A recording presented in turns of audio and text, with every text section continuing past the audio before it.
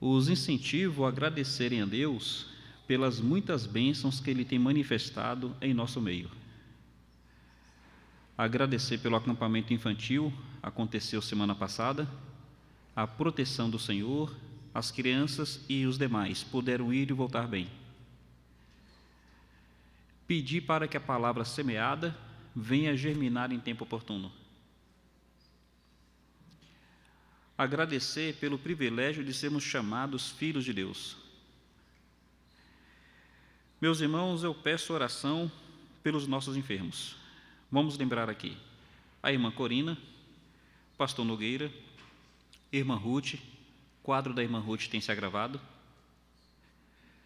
a irmã Keilânia, Luciana Alencar, a irmã Dete, a irmã Selma do Capinal, a irmã Fidelcina, Alírio, Arlindo, João Felipe, irmão Clei, Dona Araí, Elias e Elizabeth, Dona Águida, irmã Lúcia Figueira, irmã Zélia Brito. Peço aos irmãos para que orem pelos nossos missionários, e aqui eu lembro de Arley, Janete e sua filhinha que viajaram hoje. Que a mão do Pai abençoe a viagem deles. Ore pela obra missionária, que Deus levante trabalhadores para essa seara preciosa. Peço oração dos irmãos também pela igreja perseguida, o povo de Deus espalhado pela face da terra. Eu tenho um pedido particular, tenho uma situação que só mesmo a providência de Deus para trazer uma resposta favorável. Aí eu vou ter uma resposta, estou esperando para sexta-feira, que Deus, na sua bondade, se agrade a atender o desejo do nosso coração, se for para a glória dEle. Por fim, meus irmãos, eu peço para que orem por um despertamento na Igreja do Senhor, avivamento que produza santificação, quebrantamento, busca pela face de Deus, amor pelos perdidos e desejo pela volta de Cristo. Nosso Pai, queremos agradecer ao Senhor pelo Teu povo aqui reunido, Pai. Senhor, eu quero colocar cada irmão e irmã que está presente aqui nessa noite, pedindo para que o Senhor conceda a ele e a ela uma bênção especial. Muito obrigado pela vida do Teu povo. Senhor, eu quero pôr no Teu altar a situação das cidades que foram afetadas pelas chuvas, pessoas que estão desabrigadas, perderam seus bens. Usa de misericórdia, supra suas necessidades, Pai. Quero lembrar dessa situação mundial, ante mais uma perspectiva de peste. Senhor, isso tudo foi previsto, predito por Ti, e nós Te louvamos por ver o quanto que a Tua palavra é real. Pai, eu peço ao Senhor para que nós possamos realmente estar confiantes, de maneira que levantemos os nossos rostos e exultemos na certeza de que o Teu dia se aproxima. Seja com Teu povo aqui, Pai. Em nome de Cristo eu Te peço. Amém, Senhor. Todos podem assentar-se? Meus irmãos, nossos avisos são poucos. Ei-los então. Domingo agora, nós teremos pela manhã a nossa escola dominical, já funcionando de forma normal? Então, domingo próximo será ainda classe única aqui, às 9 horas. Então, o culto pela manhã terá uma temática missionária, estaremos compartilhando a palavra nessa direção. À noite, nós teremos o culto evangelístico. De hoje a 8 dias, próxima quarta-feira, teremos a Assembleia Administrativa, momento para pedido de carta e profissão de fé para batismo. Caso você esteja numa dessas duas realidades, nos procure para que possamos orientá-los. Haverá o retiro de carnaval agora em fevereiro e também o aniversário da igreja em março. Peço as orações dos irmãos acerca desses dois assuntos. Sem mais avisos, gostaria agora de apresentar à igreja aqueles que estiverem nos visitando. Então, caso haja alguém nessa noite nos visitando, por favor, coloque-se em pé. Queremos reconhecê-lo e destacar a sua presença. Temos aqui algum visitante entre nós? Sendo assim, quero apenas ler a equipe do Projeto Vinde na próxima semana. Aulene Correia, Aulete Correia, Selma Ledo, Derisvaldo Fernandes, Eleci Bezerra, Yaraí de Paula, Itamar Guzmão, José Santos, Nádia Salles, Nemia Borges, Ofélia Viana, Rosa Barbosa, Sueli Fernandes. Esses irmãos e irmãs responsáveis em orar e trazer visitantes à Casa de Deus no próximo domingo. Fica aqui a nossa saudação aos nossos internautas, que a boa mão do Pai esteja abençoando cada um deles. Convido a nossa irmã Nora, vai louvar o bom nome do nosso Senhor.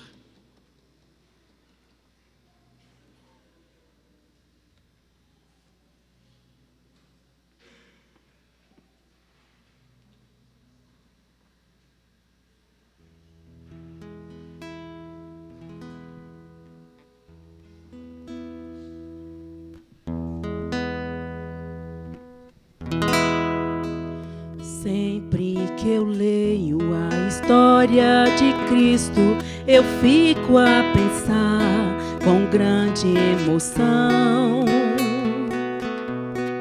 no privilégio que muitos tiveram de ver o seu rosto, sentir sua mão.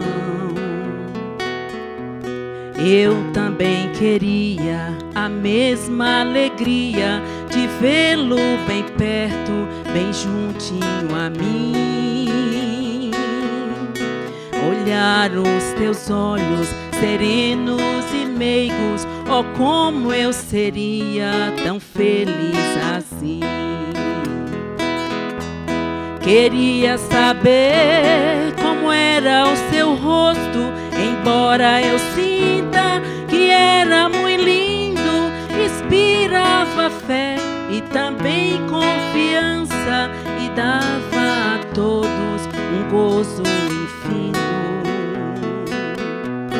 Ao ver as gravuras dos quadros pintados daquilo que dizem ser o meu Senhor, meu ser não aceita o que está na tela, é falsa a inspiração do pintor. Não creio no Cristo vencido, cheio de amargura, semblante de dor. Eu creio no Cristo de rosto alegre, pois creio no Cristo que é vencedor. E um dia também o verei face a face, e assim eu creio pela minha fé. Oh, aleluia! Verei o seu rosto, verei a Jesus como Ele é. Oh, aleluia! Verei o seu rosto, verei a Jesus como Ele é.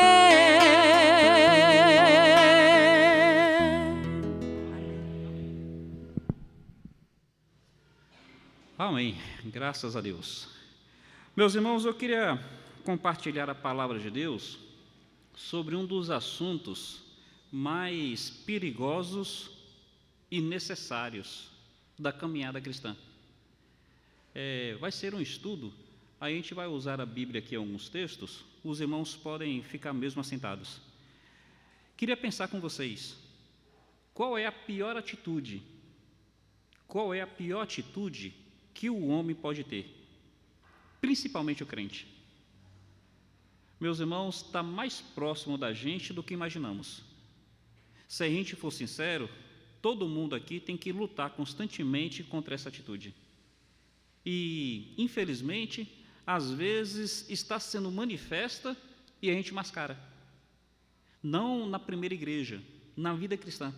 Aliás, na vida de uma forma geral. É uma atitude que atrapalha o relacionamento com Deus, o relacionamento com o outro e o relacionamento consigo.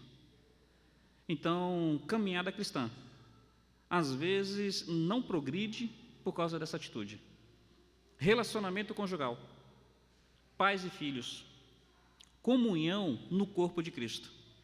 Essa atitude realmente é a pior do ser humano e é a mais próxima que está de nós. Eu queria estudar sobre isso com os irmãos. Abram, por favor, suas Bíblias. 2 Crônicas, capítulo 32. 2 Crônicas, capítulo 32.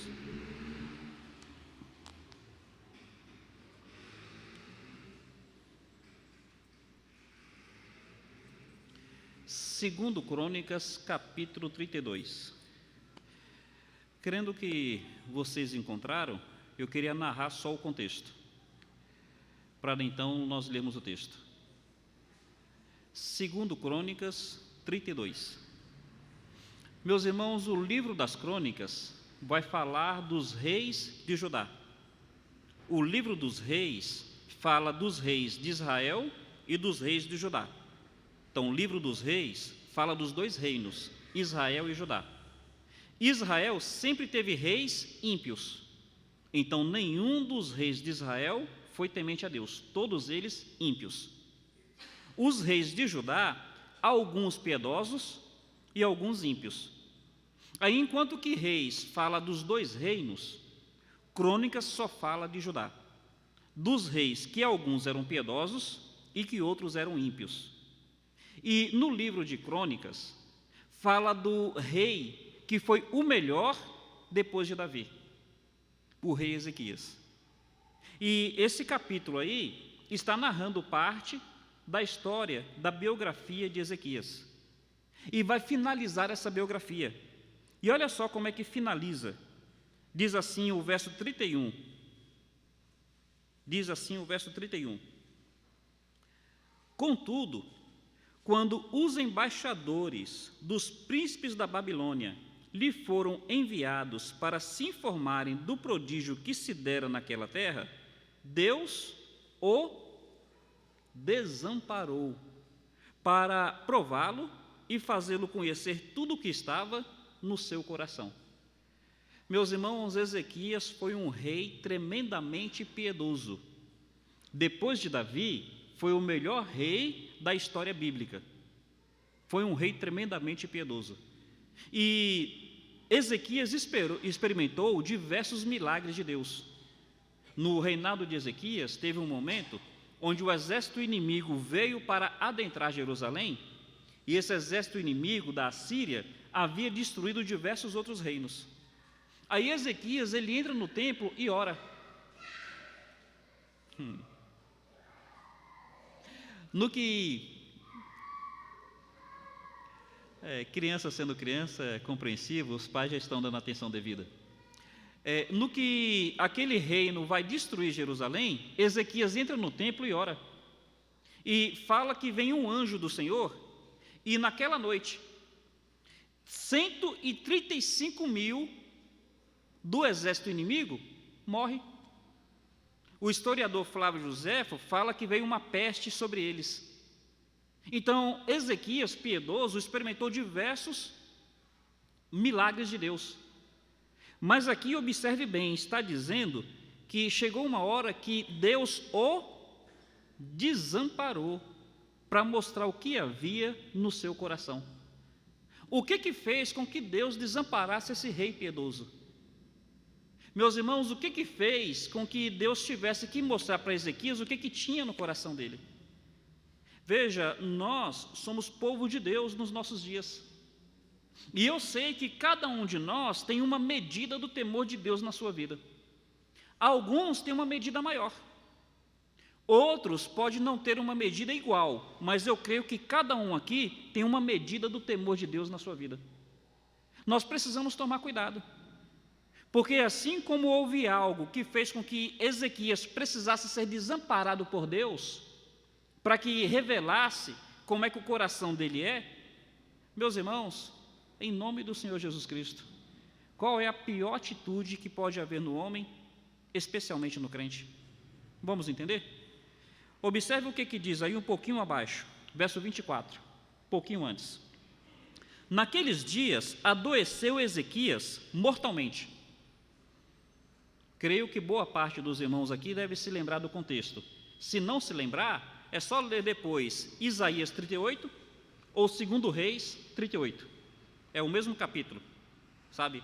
Ou 2 Reis 38 ou Isaías 38. Ezequias adoece.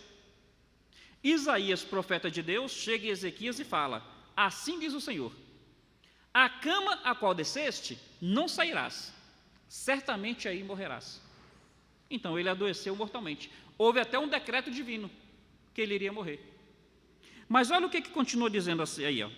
Orou ao Senhor, que lhe falou e lhe deu um sinal.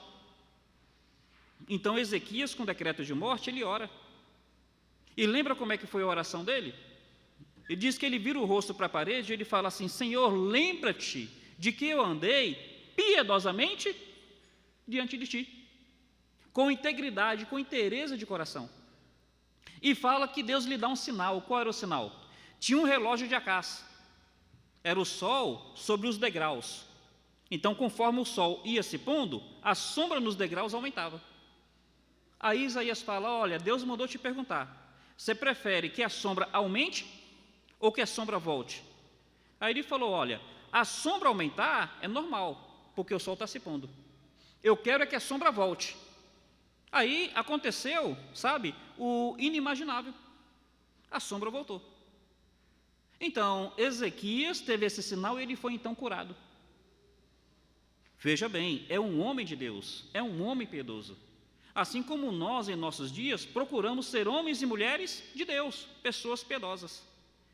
Mas o que a Bíblia fala? Quem acha, não é quem está não, é quem acha que está em pé, cuidado que não caia. Observe o verso 25.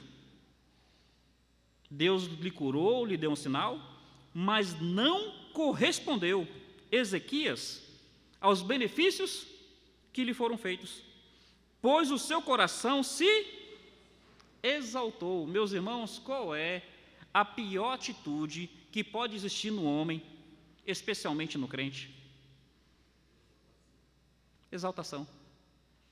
Tem nomes diferentes: orgulho, soberba, arrogância, ego. O que fez com que Ezequias precisasse ser desamparado? O fato dele ter ficado orgulhoso, dele ter ficado cheio de si, dele ter achado que ele era o bambambam, o último biscoito do pacote. Ninguém quer admitir que é soberbo, ninguém quer admitir que é orgulhoso. Mas, meus irmãos, todos nós temos essa inclinação em nossos corações, a partir de mim. Eu e Deus que sabemos como é que esse coração miserável aqui luta contra orgulho e contra a soberba. E, meu irmão, se você disser que isso não acontece contigo, você já está sendo soberbo, você já está sendo orgulhoso. Você tem que tomar cuidado, porque você está pertinho de ser desamparado, para mostrar que teu coração é tão mau quanto o meu. Vamos pensar um pouquinho nisso? Veja bem situações na Bíblia onde pessoas demonstraram soberba. Diz que Nabucodonosor, numa bela manhã, lá em Daniel capítulo 4, ele se levanta e ele vê toda a extensão do seu reino. Ele está naquele palácio suspenso, no jardim suspenso da Babilônia, e ele olha aquele reino belo. Aí ele fala consigo: olha o reino que você conquistou com as suas mãos. E naquele momento vem um anjo do Senhor, sabe, e fala: olha, por causa da tua soberba, por causa do teu orgulho, esse reino lhe será tirado. E como a gente conhece a história, ele fica 7 anos vivendo um transtorno psicológico ou psiquiátrico chamado licantropia ou boantropia. A psiquiatria hoje reconhece esse transtorno, é a pessoa achar que é um animal. Ele ficou 7 anos comendo erva como um boi. Por qual razão? Orgulhoso no seu coração. Meus irmãos, olha, Nabucodonosor realmente foi um grande estadista, foi um grande rei, foi um grande conquistador. Mas sabe o que a Bíblia fala? Que nós não temos nada que Deus não nos tenha dado. Então, se Nabucodonosor estava naquela posição, é porque Deus, na sua soberania e na sua sabedoria, concedeu isso a Nabucodonosor. Só que ele achou que é porque ele era melhor do que os outros. Qual a pior atitude que pode haver no coração do homem? Soberba, exaltação, orgulho, arrogância. A Bíblia fala que Herodes, no capítulo 12 de Atos, ele estava tendo um problema com um determinado reino, uma determinada cidade. E aí ele vai ali declamar um discurso. E parece que ele tinha muita oratória. Parece que ele era um homem muito eloquente. Ele era magnânimo com as palavras. E aí eu suponho que ele não tinha um tom de voz enjoado que eu tenho. O fato é que conforme ele discursava, as pessoas começaram a dizer: voz de Deus e não de homem. Voz de Deus e não de homem. Voz de Deus e não de homem. Então diz que ele, comido de verme, caiu e expirou, porque não deu glória a Deus. Percebe juízos imediatos por causa de soberba? Meus irmãos, isso está mais perto de nós do que a gente imagina. A Bíblia fala que quando houvesse alguém que quisesse entrar no ministério, quisesse ser líder na igreja de Cristo, vai trazendo algumas qualificações. Então diz assim: não neófito, para que não se ensoberbeça e caia na condenação do diabo. Isso daí começou desde daquele anjo que nós chamamos de Lúcifer. Nós comumente chamamos de Lúcifer. Como é que Ezequiel 38 fala? Que esse anjo, ele começou a olhar para si e começou a achar que ele era melhor do que os outros. E chegou uma hora que ele achou que ele não deveria adorar, ele deveria ser adorado. Percebe aí qual foi a condenação do diabo? Meus irmãos, soberba, exaltação, orgulho. E o que a Bíblia vai nos dizer sobre isso? Eu falei que a gente ia usar um pouquinho a Bíblia. Põe sua mão nessa passagem aí. Olha Provérbios 16, verso 18. Provérbios 16, verso 18.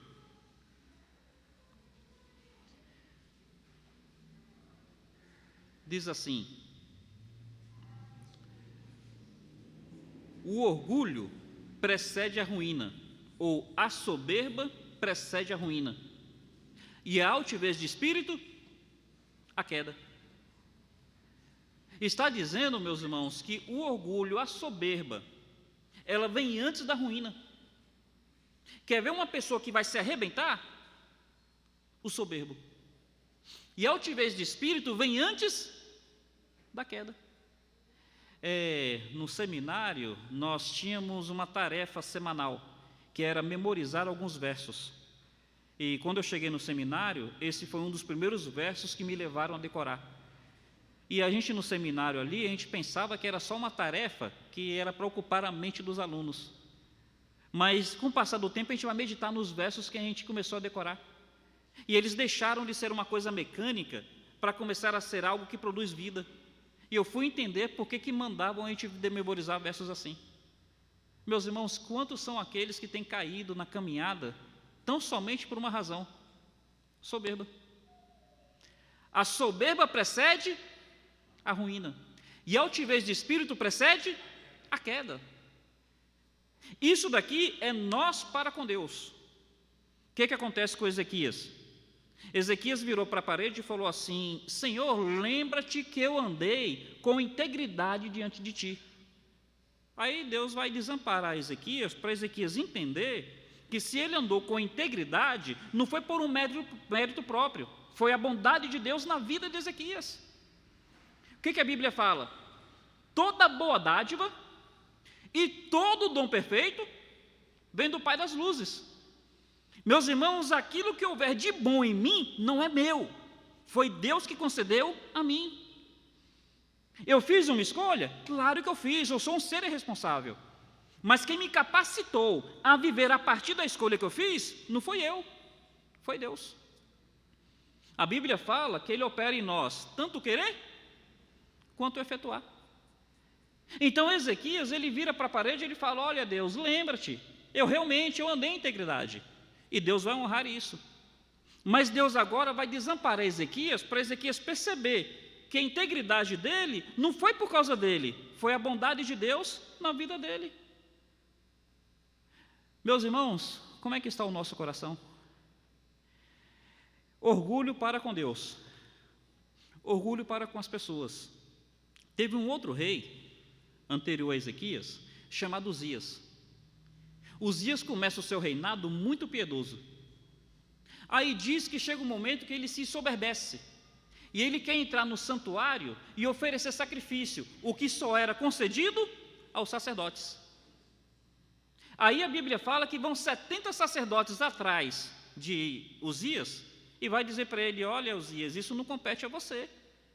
Você como rei, você pode fazer várias coisas, mas isso não compete a você, compete ao sacerdócio. Só que o texto fala que ele havia exaltado o seu coração, e o texto fala para a sua ruína. Interessante que fala que ele exaltou o seu coração para a sua própria ruína. O soberbo não aceita ser repreendido. E aí fala que ele pegou o incensário e ele ia jogar nos sacerdotes, e a mão dele ficou leprosa. O que a soberba faz? Atrapalha meu relacionamento com Deus e atrapalha meu relacionamento com as pessoas. O soberbo não aceita ser repreendido. O soberbo não aceita um toque, não aceita um conselho. Paremos para pensar que isso faz muito parte das dinâmicas dos relacionamentos interpessoais. Nós somos seres gregários. Foi assim que Deus nos criou, para vivermos em comunidade. E quando nós pensamos na fé cristã, mais ainda, porque ainda que a salvação seja individual, Deus não nos salvou para a individualidade. Deus nos salvou para a coletividade.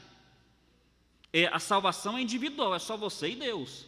Mas Deus não te salvou para você viver individualmente.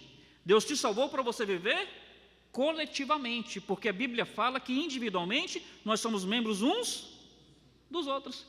Isso quer dizer que a gente precisa se relacionar. E já parou para perceber como é que, às vezes, tem pessoas que têm uma dificuldade tremenda de se relacionar? No corpo de Cristo.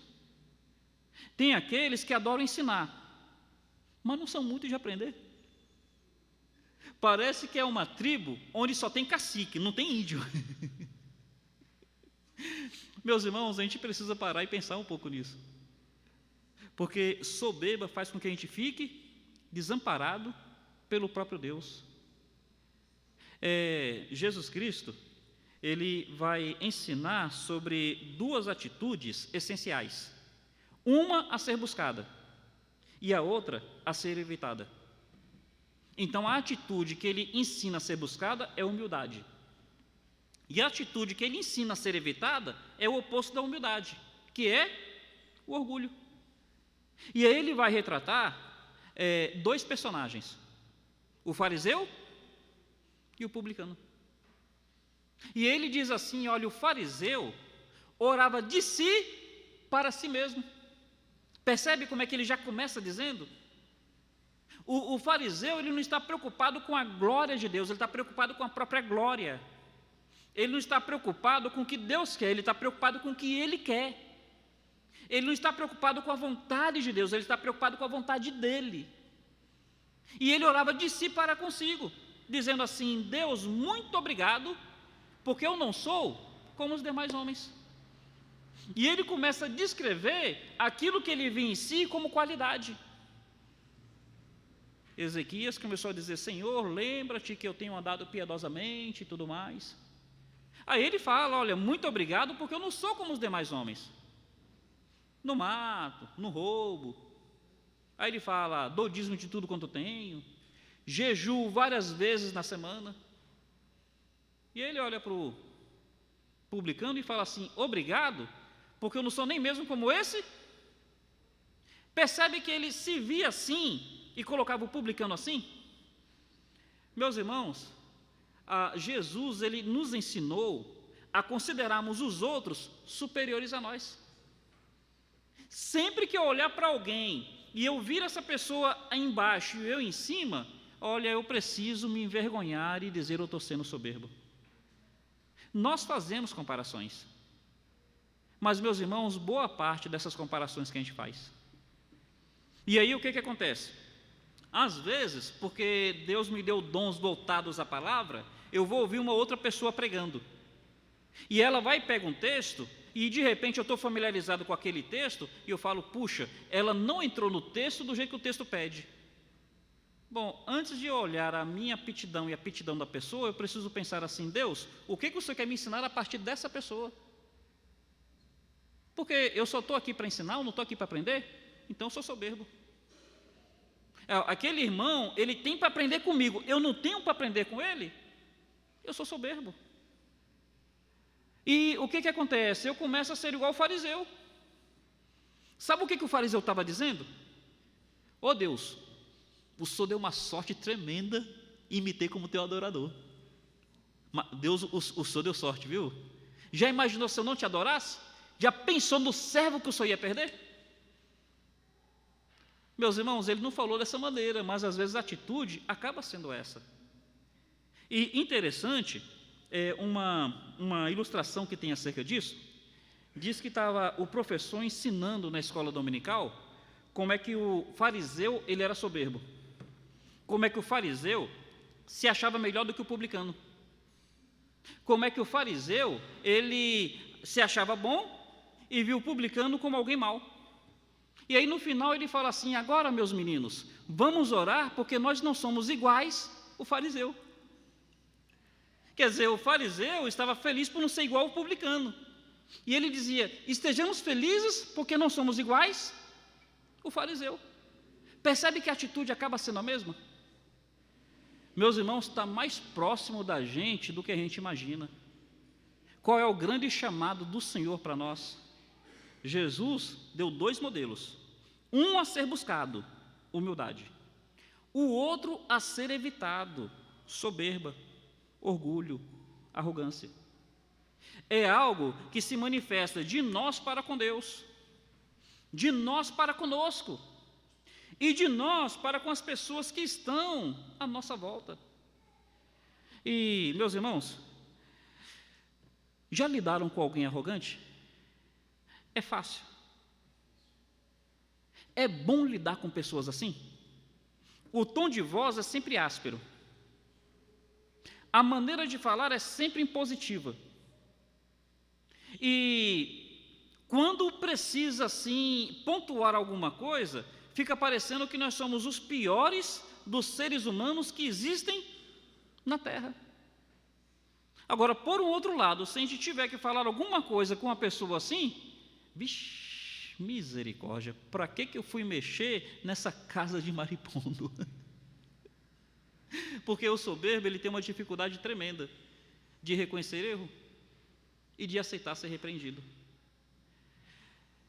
Pense consigo, qual foi a última vez que alguém conversou com você e, ao invés de argumentar, de se justificar, de explicar, você falou assim, olha, obrigado, eu vou orar a respeito. Que já é um passo tremendo, né? Imagine dizer assim, olha, obrigado, você está certo, eu realmente errei nisso daqui. Aí já não passa, aí já é um salto. Mas, meus irmãos, concordam que atitudes assim precisam fazer mais parte do nosso meio? É algo que acontece muito no ministério pastoral. É ter que estar apagando incêndio.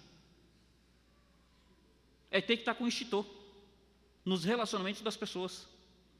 Tem até um pastor, ele é do Sul, ele chegou na igreja há pouco tempo e mandaram chamar ele, porque 2 irmãs da igreja estavam tendo um desentendimento.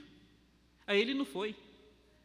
Quando foi no domingo, ele subiu no púlpito e ele falou, meus irmãos, houve um mal-entendido, eu queria explicar aqui. O mal-entendido é que eu me chamaram para ser pastor e não para ser bombeiro. Vocês fizeram seus incêndios, vocês que apaguem. Eu acho que a atitude dele não foi correta. Pastor realmente tem que apaziguar. Eu acho que a atitude dele não foi correta, mas eu achei engraçada a colocação. Porque boa parte do ministério pastoral acaba sendo isso. Ficar apagando foco de incêndio aqui, foco de incêndio ali, foco de incêndio acolá. E, meus irmãos, não é de crente recém-convertido, não. Não é de crente que aceitou Cristo há 2, 3 meses, não. Às vezes é crente que já tem uma certa bagagem. E aí o que acontece, meus irmãos? No fundo, só o que nos falta mesmo é reconhecer que tem muito orgulho em nós que precisa ser crucificado. Ezequias, um homem tremendamente piedoso. Mas quem acha que está em pé? Cuidado, que não caia. Chegaram em Jesus e disseram assim: Senhor, é lícito repudiar o cônjuge por qualquer motivo? Olha a expressão, qualquer motivo. Aí Jesus vai e explica certinho, né? E o pessoal pergunta: Senhor, então por que Moisés deu carta de divórcio? E aí Jesus fala: por causa da dureza dos vossos, é porque vocês são tudo arrogante, orgulhoso, soberbo. Porque se houvesse humildade, meus irmãos, olha, não haveria tanto rompimento, haveria muito mais a reconciliação, tanto de casamento, de relacionamentos familiares e de relacionamentos no corpo de Cristo. Quando eu e meu irmão a gente fica brigado, é dureza de coração. Quando eu e meu irmão assim, olha gente, por incrível que pareça, a gente lê a respeito e fica falando, parece que está falando da nossa igreja quando a gente lê a respeito. Eu li um livro recentemente que fala que tem irmão que chega na igreja e antes dele sentar ele procura ver onde é que tal pessoa está, que é para não sentar junto. Não, peraí gente, acontecer de eu não sentar junto de um irmão, tranquilo, mas eu escolher não sentar junto, porque é aquele irmão, percebe que está faltando alguma coisa? O que está faltando? Humildade. Percebe que está sobrando alguma coisa? O que está sobrando? Orgulho. E aí, meus irmãos, o que vai acontecer com Ezequias? Volta para aquela passagem lá, por favor. Primeiro lugar, sabe, Ezequias, ele na sua soberba, ele achou que se ele foi piedoso, foi por mérito dele. Primeiro lugar foi isso. Senhor, lembra-te que eu andei piedosamente. Sim, andou. Mas porque ele foi capaz de andar ou porque Deus, na sua graça, o capacitou a andar? Eu sou casado, estou indo para 19 anos. Se eu for um bom marido, é porque eu sou bom ou porque Deus, na sua bondade, me ajudou a ser um bom marido? Eu sou pai, estou indo para 17 anos. Se eu estiver sendo um bom pai, é porque eu tenho capacidade para isso, ou é porque o Senhor, na sua bondade, está me ajudando a ser um bom pai? Eu faço parte dessa igreja, estou indo também para 17 anos. Se em algum sentido, nesses 17 anos, eu estiver contribuindo para o bem da igreja, é porque eu tenho capacidade para isso, ou é porque o Senhor, na sua bondade, está me ajudando a ser de alguma relevância positiva? Então, Ezequias achou que era ele. A gente tem que tomar cuidado com isso, meus irmãos. Olha, eu sou apaixonado pelos diversos talentos e potenciais que os irmãos têm. Mas o que a gente precisa? Pegar tudo isso que a gente tem e colocar onde? Aos pés do Senhor Jesus Cristo. Eu gostei de uma colocação de um escritor. Ele disse o seguinte, que Pilatos ele era um homem de grande potencial. Ele era um poliglota. A acusação contra Cristo, ele escreveu em 3 idiomas. Mas o que ele fez com a sua cultura? Ele pegou a sua cultura e colocou acima da cruz. Não foi lá que ele colocou a acusação contra Cristo? Era para ele pegar essa capacidade que ele tinha e colocar aos pés da cruz. Meus irmãos, todas as nossas potencialidades, onde é que elas precisam estar? Aos pés do Senhor Jesus Cristo. Aí o que acontece? Quando vêm os embaixadores que chegam até Ezequias para perguntar assim o que aconteceu, Ezequias vai mostrar tudo o que ele tinha de bom. E sabe o que o texto fala? Que ele mostra o seu tesouro. Tinha escudos de ouro, ele mostra os seus escudos de ouro. Tinha aquele palácio bonito, ele mostra o palácio bonito. Ele mostrou tudo, menos o templo. Qual era a coisa mais importante que havia em Jerusalém? O palácio do rei ou o templo do Senhor? Meus irmãos, qual é a coisa mais importante que existe em nossa vida? É a nossa juventude? É, de repente, a nossa estética? É nosso potencial financeiro? Ou é Jesus Cristo em nossa vida? Então, Ezequias estava muito preocupado com aquilo que ele conquistou, com o status que ele tinha. Mas naquele momento, desamparado, para mostrar que o coração dele é tão miserável quanto o coração de qualquer outro, ele não parou para pensar que a coisa mais importante é o templo do Senhor em Jerusalém, porque é ali que estava a glória de Deus. Eu falei um tempo atrás que eu assisti um filme, e nesse filme, um homem no estado terminal pergunta para um cristão: quem é você? E esse cristão começa a responder. Primeiro fala seu nome. Aí ele fala, além disso, quem é você? E aí o cristão fala a sua profissão. Sim, além disso, quem é você? Aí fala seu estado civil. E o paciente em estado terminal vai perguntando. Aí fala de naturalidade, que estado, fala que país, fala raça. E já incomodado com a insistência na pergunta, ele fala, eu sou um cristão. Fala, você é um cristão? Sou. Falei, qual a importância disso para você? E aí o cristão fala, é a coisa mais importante da minha vida. E então o paciente em estado terminal diz assim, é curioso que aquilo que é a coisa mais importante na sua vida, você deixou para me falar por último. Não é uma colocação sábia de se fazer? Meus irmãos, se a nossa grande alegria é o Senhor, por que às vezes nós colocamos tanta glória em coisas que não estão diretamente associadas ao Senhor? Eis aí a questão do porquê Ezequias precisava ser desamparado, para mostrar o que havia no coração dele. Ele se humilhou no leito. No leito ele vira o rosto para a parede e começa a chorar. Mas quando ele sai do leito, ele não se humilha, ele se orgulha. Qual é a situação da gente? Quer dizer, quando a gente está numa situação assim de aflição, a gente se humilha. Mas quando ele sai da aflição, a gente às vezes se deixa levar pela circunstância favorável. Eu queria colocar essa expressão aqui que o texto fala. Observe o que diz aqui, ainda no verso 25. Mas não correspondeu aos benefícios que lhe foram feitos, pois o seu coração não respondeu aos benefícios, meus irmãos. A Bíblia diz assim, o salmista falando, o que darei ao Senhor por todos? Percebe? A gente precisa ser responsivo a tanta coisa que Deus tem feito na nossa vida. No Velho Testamento, falava-se muito do mar morto. E chamava mar morto, primeiro, porque ali não produz vida. Mas a segunda razão é porque o mar morto só recebe, nunca devolve. Tantos benefícios que o Senhor tinha feito a Ezequias, e agora é o momento dele glorificar ao Senhor diante dos embaixadores de Babilônia. Ele não responde aos benefícios que lhe foram feitos. Eu sou muito feliz com tantas coisas que a gente vê no nosso meio, mas a gente tem que tomar cuidado, porque a soberba está mais perto da gente do que a gente imagina. Precisamos ser responsivos a esses benefícios. Eu quero caminhar para o final, colocando aqui uma última situação para a gente considerar. Orgulho e soberba é algo que a Bíblia, ela nos manda tanto refletir a respeito, que tem até uma oração que é feita por Davi. Abre aí em Salmo 19.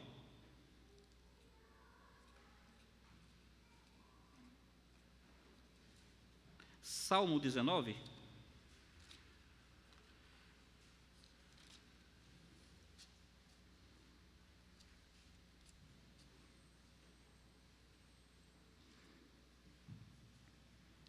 No verso 12, ele faz uma pergunta. Ele diz assim, quem é que possa discernir as próprias faltas? Então ele diz, olha Deus, eu sei que eu sou tão pecador, que tem coisa em mim que eu nem sei que eu estou falhando. Então, já que eu não sei, ele fala assim, absolve-me das que me são ocultas. As faltas que eu conheço, essas eu vou pedir perdão, vou me arrepender, e vou me esforçar para abandonar.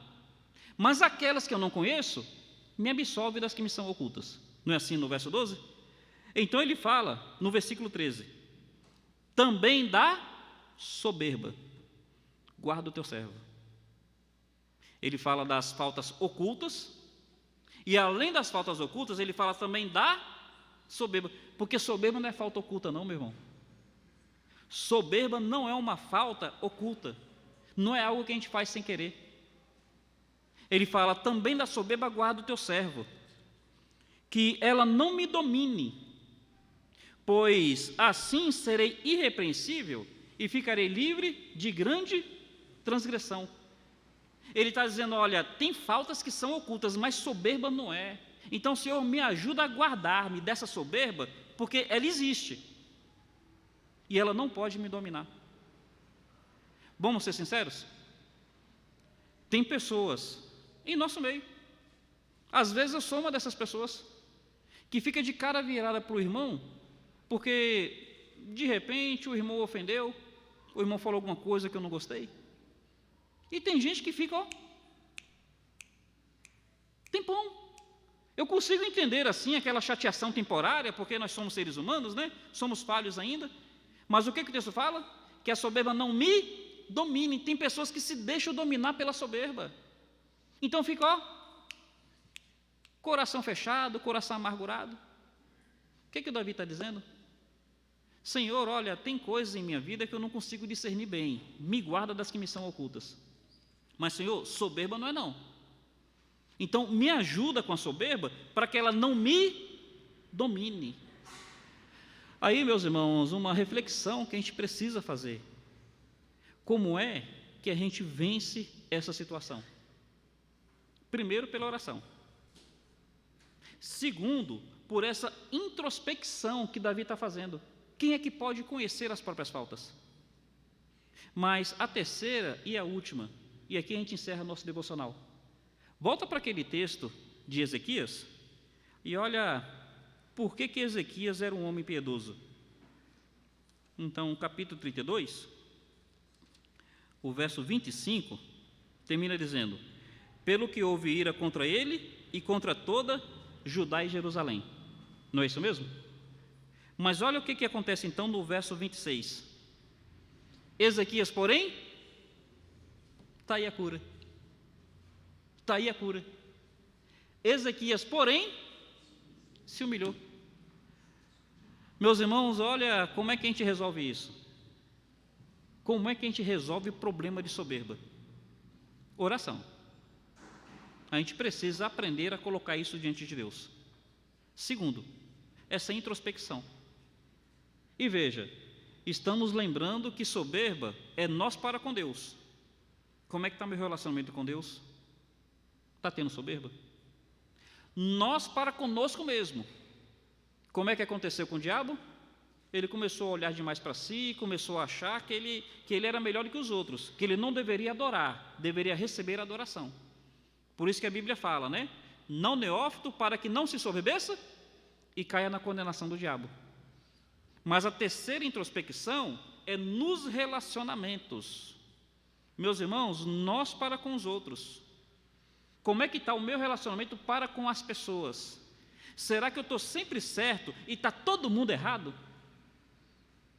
Será que eu estou sempre assim acertando, é todo mundo que erra?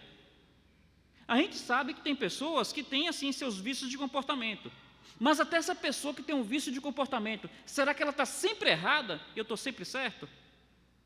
Ou será que eu de repente não errei junto com ela? Introspecção. E aí, meus irmãos, eu vou dizer o seguinte, que o soberbo, ele não reconhece erro, ele não pede perdão, ainda que saiba que está errado. O soberbo não pede perdão, ainda que saiba que está errado. Mas o humilde se desculpa, ainda que saiba que está certo. Percebe a diferença? Enquanto que o soberbo não pede perdão, mesmo sabendo que está errado, o humilde, ele está errado, ele está certo, mas ainda assim, ele está pedindo perdão. O pessoal fala, às vezes assim, eu fico até imaginando se não é um pouco exagero o que o pessoal fala, que iam jogar bola com o pastor Nogueira, e o pastor Nogueira é exemplo de humildade. Aí o pessoal fala que ficava tão chateado porque o pastor Nogueira jogava futebol muito bem, né? Que às vezes assim, entrava duro no pastor Nogueira, o pastor Nogueira caía, quando levantava só falava assim: ô meu irmão, me perdoa, porque eu coloquei meu pé debaixo do seu. Olha, eu não sei se é exagero do pessoal, mas é verdade que o humilde, ele pede perdão ainda que saiba que está certo. O que está faltando na gente? Em mim falta isso, meus irmãos. Eu preciso disso com a minha esposa, eu preciso disso com os meus filhos, e eu preciso disso com vocês. Qual o caminho? Oração, introspecção, e olha aqui, ó, humilhação. Ezequias se humilhou. Aí o incentivo que eu faço para os irmãos: diante de Deus, numa introspecção, pensa como é que está com Ele, pensa como é que está consigo, e o mais difícil, pensa como é que está com as pessoas. E se o Senhor te mostrar alguém, vá lá e peça perdão. E se o Senhor te mostrar 2 pessoas, peça perdão para as 2. E se mostrar 10, humilhe-se, peça perdão para as 10. Olha, o que a Bíblia fala? Aquele que se humilhar, será exaltado. Mas aquele que se exaltar, qual o caminho que você escolhe para a sua vida? Ezequias, infelizmente, precisou ser desamparado para mostrar que o coração dele era um coração soberbo. Será que a gente vai precisar ser desamparado? Será que eu vou precisar correr o risco de perder minha mulher para poder me humilhar diante dela? Será que eu vou correr o risco de vir a perder os meus filhos para me humilhar diante dele? Será que eu vou correr o risco de perder o meu pastorado para poder me humilhar diante do meu ministério? Com você, você vai precisar ser desamparado mesmo para conseguir colocar a boca no pó? Em nome do Senhor Jesus Cristo, que o povo de Deus, que o povo do Senhor possa ser exaltado pelo Senhor por se dispor a trilhar o caminho da humildade. Que Ele nos abençoe. Nosso Pai, pedimos a Tua misericórdia, Deus. Pedimos muito a Tua graça, porque Tu sabes, ó Deus, e nós sabemos o quanto que o nosso coração é propenso para o erro. Senhor, eu quero clamar a Ti para que o Senhor nos ajude a andar em humildade diante do Senhor. Pai, eu quero Te pedir pela Tua igreja aqui presente, para que o Senhor nos ajude a termos uns bons relacionamentos uns com os outros, a sermos humildes no trato, a manifestarmos, ó Pai, realmente aquela compreensão de que aqui ninguém é melhor do que ninguém, mas que possamos até mesmo considerar os outros superiores a nós mesmos. Pai, se porventura há entre nós situações que precisam ser resolvidas, traz o Teu bálsamo e traz quebrantamento. Pai, eu peço especialmente por lares, por casamento, por famílias, ministra a Tua graça, Pai, porque, Deus, nós sabemos que assim Teu Espírito terá plena liberdade de agir em nosso meio, e é isso que nós queremos em nossa vida, em nossa casa e em nossa igreja. Despede-nos em paz para os nossos lares e nos dê um resto de semana na Tua presença. É a nossa oração no santo e precioso nome do Senhor Jesus Cristo. Amém, Senhor. Oração silenciosa e o pós-lúdio. Culto está encerrado. Estão convidados ao chazinho à saída do culto. Se alguém quiser o jornal Batista Bíblico, é só pegar comigo.